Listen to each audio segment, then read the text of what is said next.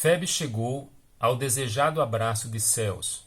Então a deusa, através do amor do Deus, concebeu e deu à luz a Leto, de vestes escuras, sempre suave, gentil com os homens e com os deuses imortais, suave desde o início, a mais gentil de todos do Olimpo. Hesíodo, a Teogonia.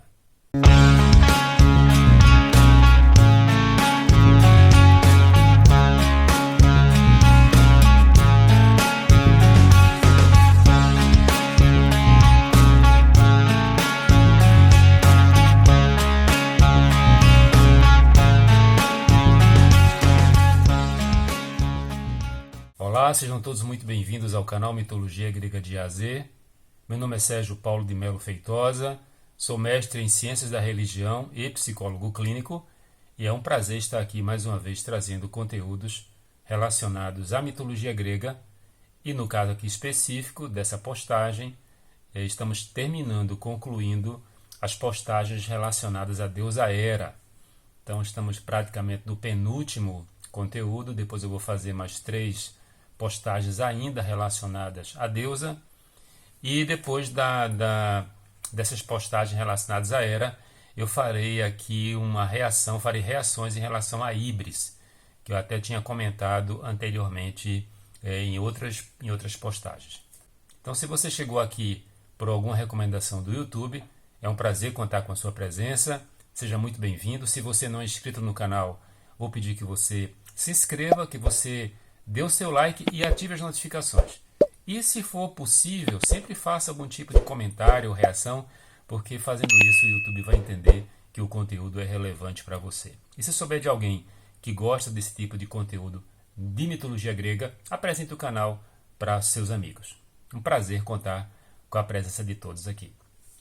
Bem, a gente está dando hoje início a uma apresentação de 3 personagens da mitologia grega que se encaixam perfeitamente naquela situação em relação à ira de Hera, aquela imagem da deusa de perseguidora, tá? Então a gente vai ver claramente que essas 3 abordagens, esses 3 personagens se encaixam perfeitamente nesse perfil da deusa. Dessas 3 divindades, uma é uma divindade muito importante, que é Leto, de qual eu acabei de ler uma parte aqui da Teogonia de Hesíodo, e as outras 2 são mortais, ainda que a uma pare uma certa dúvida em relação à sua origem, mas são 3 personagens que Zeus visou, Zeus observou, se interessou, provoca o envolvimento e a conta chega para elas, né? Então eu vou falar hoje aqui da deusa Leto, eu vou falar de Io e vou falar da princesa Semele, a princesa tebana. Essas 3 personagens, elas não são estranhas ao conteúdo da mitologia do canal aqui. Eu já falei delas em outros momentos, só que eu falei pelo viés de Zeus. Agora eu vou falar pelo viés da deusa Hera e trazendo algumas outras informações que não tinham sido colocadas nas postagens anteriores, tá? Então vamos pensar em primeiro lugar em Leto. Quem é Leto, né? Então Leto, ela faz parte de um grupo de divindades muito antigas, inclusive os seus pais, eles são divindades primordiais, Ceus e Febe, e ali ela vai ser gerada e ela vai ter uma irmã que é a Astéria ou Ortígia, que também foi fruto, que foi desejo de Zeus, só que a origem de Ortígia, ou melhor dizendo, a história de Ortígia vai ter uma consequência totalmente diferente do que aconteceu com Leto. Leto é uma divindade que está na antiguidade relacionada aos partos, é uma divindade que protegia as gestantes, e ela é comentada e citada, inclusive Hesíodo acabou de falar. Ela era uma personagem, ela era uma divindade suave, ela não provocava problema com ninguém. Inclusive na Ilíada, ela chega a fazer parte do grupo de divindades que atuava em favor dos troianos, tá? Então isso inclusive demonstra a orientalidade da divindade. No caso, por exemplo, do confronto que acontece entre ela e a deusa Hera, Possivelmente nós estamos diante aqui de confrontos de culturas, confrontos de cultos, em que uma divindade acabou sofrendo as consequências do poderio de uma outra. No caso, ela acaba sofrendo a perseguição de Hera. É uma divindade, inclusive, ela é uma divindade primordial também, como eu comentei, os pais são divindades primordiais, enquanto que Hera já é uma divindade mais próxima da urbanidade. Mas o que é que aconteceu? Então Zeus observa ela, Zeus visa ela, Zeus nota ela, a persegue e ela acaba engravidando de Zeus. A deusa Hera percebe num certo momento essa gravidez e, percebendo também que o tempo de gestação de Leto estava se aproximando, sim, existe uma espécie de repercussão ou de consequência de Leto entre os romanos, em que tem uma divindade chamada Latona, que tem muita semelhança com Leto. Tá? Então, uma influência praticamente direta da deusa Leto em relação a Latona. Fechei o parênteses. Então, no momento em que as dores do parto começam a aumentar, curiosamente Leto não consegue resolver seu próprio parto. Ela que era uma divindade protetora das parturientes, né? Então, o que acontece? Hera convida, chama uma das suas filhas, que é Ilítia, a deusa dos partos, para com que, ao invés de promover a facilidade do parto, pelo contrário, o mito diz que durante 9 dias e 9 noites, Leto sofreu com as dores excruciantes dessas crianças, dessas divindades crianças que queriam nascer e não conseguiam, porque Ilítia ela tinha uma atitude de fechar, de cruzar os braços e pernas, em que ela se posicionava próximo do local onde estaria acontecendo o nascimento, e ali ela iria facilitar. No caso de Leto, ela fecha a saída no sentido simbólico e literal, em que haveria o nascimento. Então, é muito sofrimento. Uma outra coisa que é importante a gente pontuar aqui é que, sabendo de que Leto estava prestes a dar à luz, Hera foi até a deusa Geia e pediu que Geia não permitisse que nenhum canto da terra recebesse Leto, para com que ela descansasse, para com que ela pudesse repousar, parar para poder ter o parto. E Geia, no mito, ela é a avó de Hera, e assim ela atendeu a neta. Só que, pensando em termos de Ortígia, né, que eu tinha comentado antes, a perseguição que ela sofreu de Zeus, o mito diz que ela se transformou numa codorna ou numa cordoniz, e dessa ave ela se lança no mar na tentativa de fugir da perseguição de Zeus.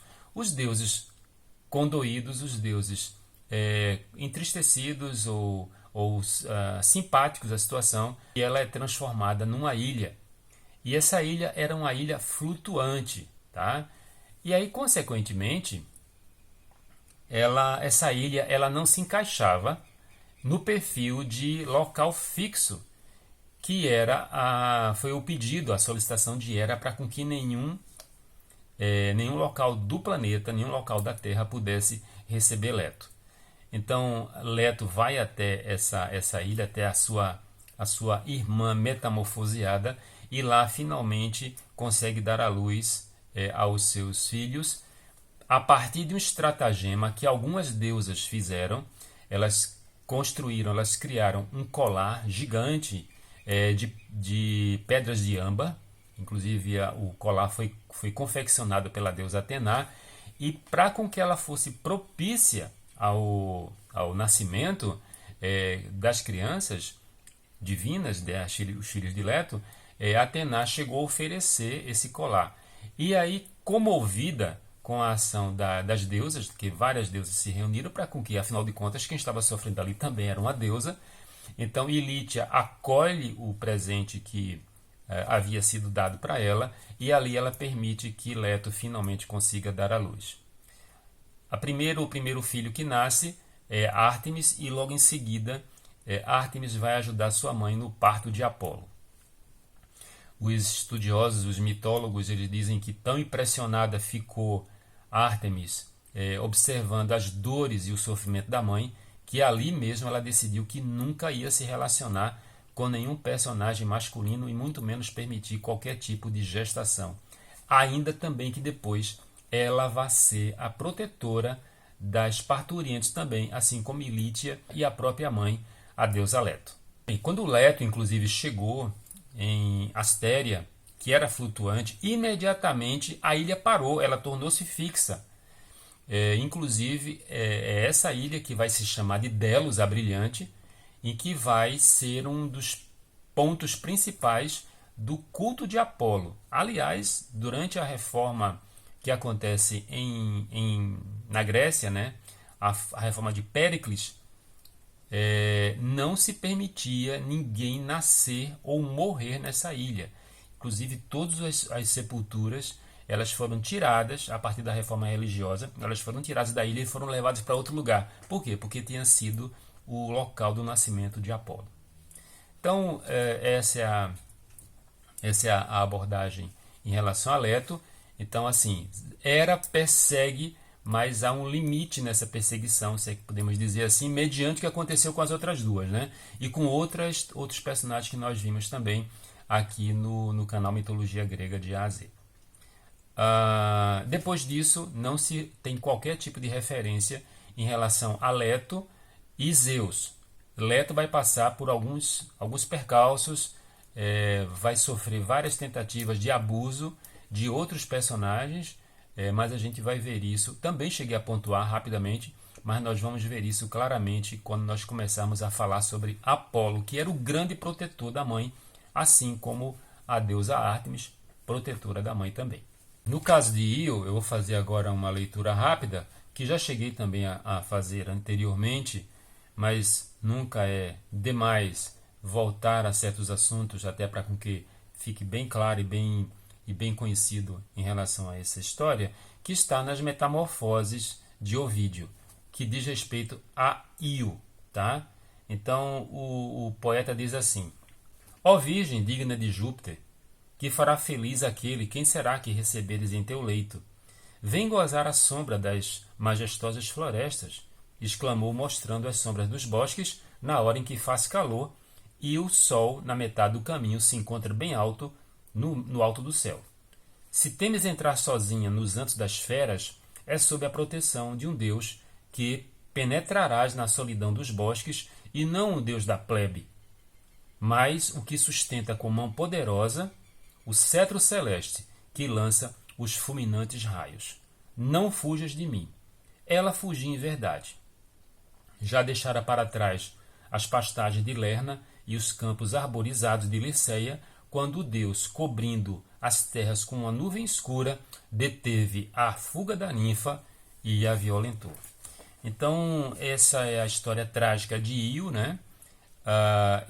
Ela vai atrair as atenções de Zeus. Então, Io não pôde fazer nada contra... O próprio texto diz, né? A própria história mitológica diz que ela fugiu, ela tentou evitar o máximo possível. Zeus, ele se apresenta dizendo que ele não era um deus comum, ele era o deus que tinha o cetro que comandava tudo, ou seja, era um deus todo-poderoso, ou muito poderoso, e num certo momento ele cobre a terra com uma grande nuvem, ele empata o caminho da ninfa e acaba violentando ela. No caso de Io, alguns textos falam de que ela chegava a ser sacerdotisa da deusa Hera. Por isso que justificaria, de uma certa forma, a ira que Hera teve em relação a ela, porque ela protegia o culto da deusa. Só que, mesmo sabendo que a personagem não podia fazer nada contra as ações do deus, e também nesse momento mostrando uma espécie de condição subalterna, a sua condição subalterna em relação a esse Deus Todo-Poderoso, ela não se vinga ou não pune Zeus, ela não se direciona para Zeus, ela se direciona exatamente para a vítima da violência. No momento em que Zeus, pensando que podia ser descoberto o que havia acontecido, ele transforma Io numa novilha de singular beleza, de rara beleza, né? E quando Hera chega ao local em que ela achava que ele poderia estar com a amante, com a ninfa, ou com a mortal, né, com a filha de um mortal, ela percebe claramente que ali havia um estratagema. E a novilha era muito bela. O que é que Hera fez? Primeiro pergunta de quem era aquele animal. O Zeus estava no local deitado ainda, e ele disse que não sabia. E Hera disse assim, bom, se não se sabe quem é, se você não sabe quem é, eu vou ficar para mim essa novilha. Então, Io passa a ser posse da sua inimiga. E Hera ainda chama Argos, que é um dos seus arautos, para com que cuidasse de Io metamorfoseada em novilha. Ora, Argos tinha 100 olhos, né? Esse Argos também já cheguei a comentar tanto na parte de Zeus como na parte de... Em outros momentos falei dele, de Argos. Ele tem uma origem também bem complexa. E a partir dali era praticamente impossível que Io escapasse da prisão que Hera havia imposto para ela. Até que, condoído da situação da amante, Zeus manda Hermes, que era o seu mensageiro, livrar Io daquela situação. E Hermes vai atender o pai, né? Então ele provoca o sono em Argos, contando milhares, centenas de histórias, com o intuito de que Argos adormecesse. Argos adormece, ele mata Argos, ele resgata Io, só que os problemas de Io acabam não terminando ali, né? Então ela ainda sob a forma de animal, porque ela não tinha sido ainda transformada de volta para ser humano, porque quem tinha transformado ela tinha sido Zeus e ele não tinha resolvido essa situação. Percebendo que Argos tinha sido morto, então o que é que Hera faz? Hera manda um moscardo, ou uma vespa, ou um animal, um inseto com ferrão, para fustigar Io, e que faz com que ela tenha uma trajetória por toda a Grécia, inclusive o Mar Jônico, né? Ele tem esse nome exatamente por conta de Io, porque ela percorreu ali toda aquela região do Mar Jônico, a península jônica, e ela chega ao ponto de atravessar um estreito, que é o Estreito de Bósforo, que separa a Ásia da Europa. Esse Estreito de Bósforo, que a gente encontra, a gente estuda na geografia, ele tem esse nome exatamente por conta de Io, porque Bósforo quer dizer a passagem da vaca. Foi quando ela passou, ela entrou pelo mar, tão desesperada que ela estava, para fugir da perseguição que aquele moscado, aquela vespa gigante estava provocando ela, porque o animal vinha e espetava ela, e ela chega quase a enlouquecer. Finalmente ela vai chegar até o Egito. Então ela vai percorrer, ela vai ter o caminho que ela vai percorrer é incrível no sentido da geografia mitológica. E chegando lá no Egito, finalmente, então Zeus, condoído também finalmente com a situação que Io estava passando, ele decide transformar, metamorfosear ela em uma pessoa, em uma mulher novamente. Ali no Egito, ela vai se relacionar, ela vai ser mãe de um personagem que é o Épafo, ou Epafo, e essa transformação, ela passa a ser inclusive rainha do lugar, né? Ela futuramente vai ser associada à deusa Ísis do Egito. Então, isso o final dessa história, o final desse conto de Io é como se fosse o mito de origem do culto ou do personagem, do surgimento do personagem de Ísis, que é a grande mãe, uma grande mãe na cultura egípcia. E aí, a partir do momento em que ela tem esse filho, inclusive Epafo também vai passar por peripécias, vai passar por situações, mas naquele momento ali, finalmente, Hera se tranquiliza e não passa mais a perseguir Io do momento em que Zeus transformou ela de volta numa figura humana. Então, foram problemas e mais problemas. Bem, e finalmente nós temos a questão da personagem Semele, né? Então, Semele é uma personagem que é uma descendente de Cadmo, e a gente viu, por exemplo, que Cadmo ele faz parte daquela Amártia que acompanhava a sua família a partir do momento em que essa família, a origem lá, né, no caso do colar de harmonia, essa família foi amaldiçoada com o colar de harmonia, porque Hefesto se vinga de Afrodite e de Ares por conta da traição que eles praticaram contra ele. Então, Ares e Afrodite vão ter uma filha, que é a Harmonia, que vai se relacionar com um herói que é o Cadmo, e todos os descendentes desse relacionamento eles vão ter mortes violentas, que é como se fosse uma mártia que pesa a partir de Hefesto, mas também há uma perseguição de Hera, até porque ela era a deusa dos relacionamentos lícitos, dos relacionamentos permitidos. E no caso de Ares e Afrodite, mesmo que fossem deuses, eles tinham cometido uma traição, e Hefestos, mesmo que tenha sido rejeitado por Hera assim que nasceu, ele continuava sendo filho dela, obviamente, né? Então é meio que mãe e filho se unem para perseguir essa descendência. E no caso de Semele, a pimenta da história. Semele, ela atrai as atenções de Zeus. Então, junta toda uma situação da Marte antiga, né, da situação antiga, com uma situação atual naquele momento lá, em que Zeus se interessa pela princesa, que segundo o mito era belíssima, e ele começa a se relacionar com ela. Só que os mitógrafos dizem que no relacionamento com Semele, Zeus não escondia que ele era o grande Zeus. Só que ele aparecia metamorfoseado com uma figura humana. Ele aparecia como um personagem humano.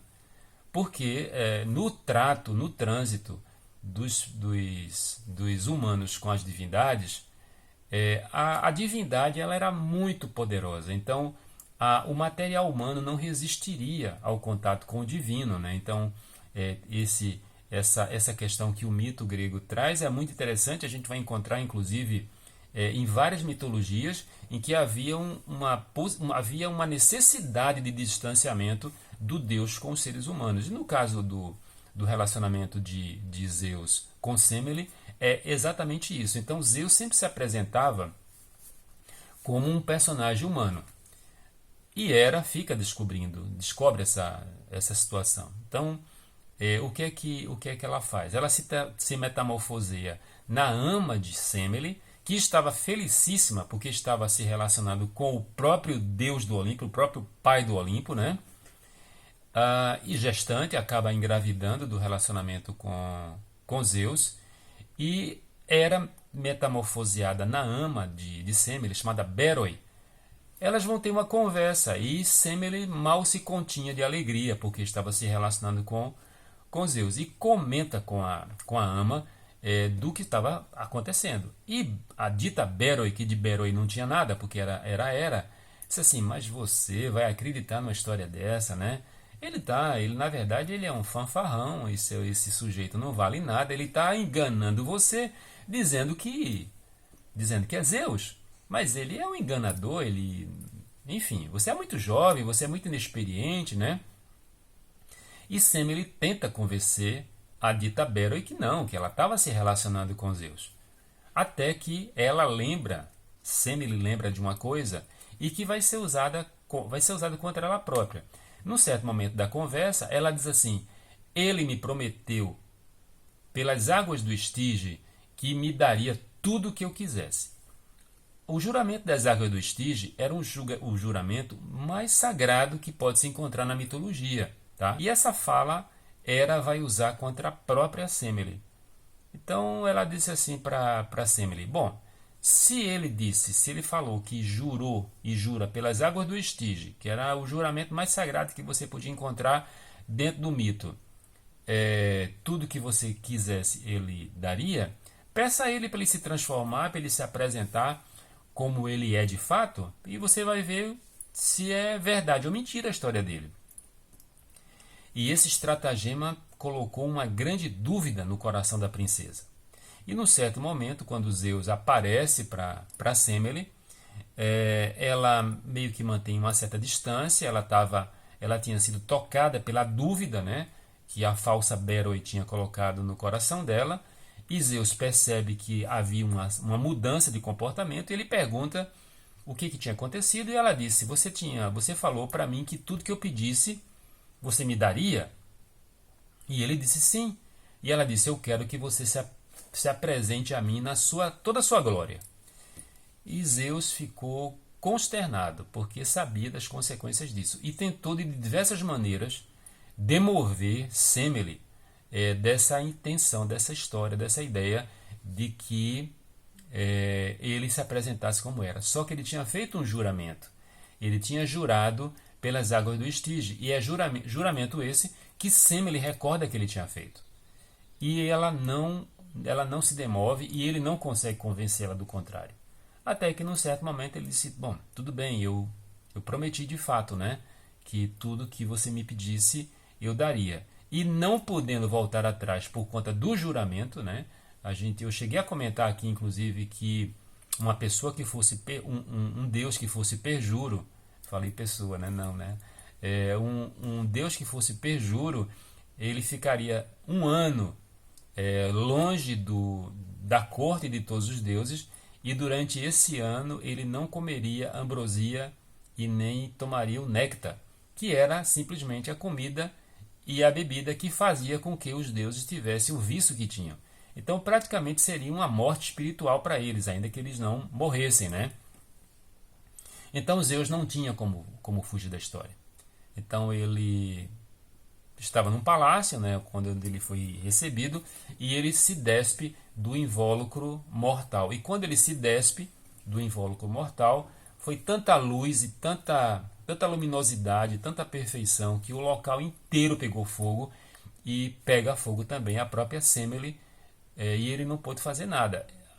O mito diz que ele imediatamente ele consegue tirar a criança que ela estava gestando, que é o deus Dioniso, e que vai costurar em sua própria coxa para com que o restante da gestação se processe. Mas no caso ali, Semele acaba morrendo, né? Acaba terminando seus dias de mortal a partir do estratagema da deusa Hera.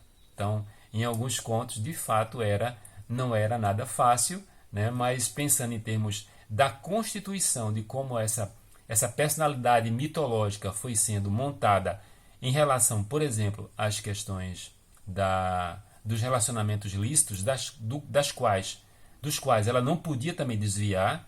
Então, todos os estratagemas e todas as perseguições que ela promove, pensando em termos dessa relação, ela não poderia agir de uma outra forma, mediante também o entendimento das culturas antigas em relação à vindita, em relação à vingança, né? Que alcançava homens e mulheres, não eram somente homens que se vingavam, as mulheres se vingavam das formas mais incríveis, como a gente vai também conhecer na continuidade dos conteúdos que eu vou trazer aqui. E Hera é uma representante dessa situação que acontecia em relação ao seu culto, a sua mente mitológica, podemos dizer assim. Bom, então esse é praticamente o penúltimo capítulo, como eu disse, em relação a Hera. Então eu vou trazer no próximo conteúdo a Alcmena, e vou trazer os perseguidos mais famosos, e finalmente os mais famosos na mitologia, que são Dioniso e o grande herói Heracles, que é um personagem que eu gosto bastante. E no final lá, depois que eu tiver comentado sobre os 3 últimos personagens que estão relacionados a Hera, eu falarei sobre a questão do casamento e das relações lícitas, como eram entendidos na mitologia, na Grécia Antiga, e que tinha, obviamente, seu representante mitológico na figura de Hera. Bom, então se você chegou até aqui, quer dizer que você gostou do conteúdo. Vou pedir que, se você não for inscrito, se inscreva no canal, ative as notificações, dê o seu like. Eu tenho percebido, inclusive, nas estatísticas do canal, que a maioria das pessoas que assistem o conteúdo não se inscrevem. Então, a inscrição é super importante. tido inscrições, mas o canal pode crescer e tem espaço para crescer, consequentemente vai ser muito importante para mim, por conta da pesquisa que eu realizo, consigo realizar entre a minha prática clínica, que sou psicólogo clínico, como eu falo no começo, e que a leitura que eu preciso fazer e também lembrar e relembrar e rememorar todos esses conteúdos mitológicos me exige bastante. Então, a inscrição é como se fosse uma espécie de reconhecimento do meu esforço aqui no canal. Mas eu quero deixar aqui um abraço para todos. Então, no próximo conteúdo, vamos falar de Alquimena e depois, no mesmo conteúdo, de Alquimena e em seguida de Dioniso e do grande herói Heracles, o maior perseguido pela deusa Hera. Um forte abraço a todos e até breve.